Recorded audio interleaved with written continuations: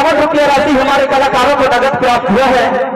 और हमारे परस्ते जी, आप सुबह के बेरा में गीत सुनना चाहे हैं, गोडवानी गाना, भुनसारे अंगना में बोले चिड़ैया, ऐसा लगे रानी पहुना अवैया, ऐसा लगे रानी पहुना अवैया। हमको हमारी ओर से बहुत धन्यवाद और सागर सागर से धन्यवाद।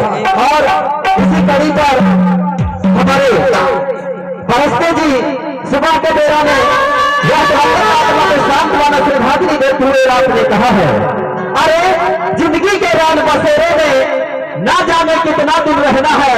हाँ, जिंदगी के रान बसेरे में ना जाने कितना दिन रहना है। अरे जीत में सबका दिल, यही तो जिंदगी का कहना है, यही तो जिंदगी का कहना है। सही बात है साथियों, आना और जाना जो कि प्रकृति का सत्य नियम है। वक्त आएगा तो आप हम सबको जाना पड़ेगा। इसलिए कहा जाता है, अरे क्या लेके आया तूने, क्या लेके जाएगा, क्या लेके आया तूने, क्या लेके जाएगा। और माटी का सुंदर पुतला माटी में मिल जाएगा, और लाखों का बंगला गाड़ी यही पे पड़ा रह जाएगा।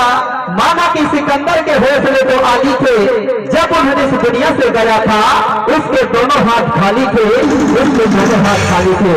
और इसी कड़ी पर भारतीय कुर्बानी की संगीत हमारी गीत का धन्यवाद।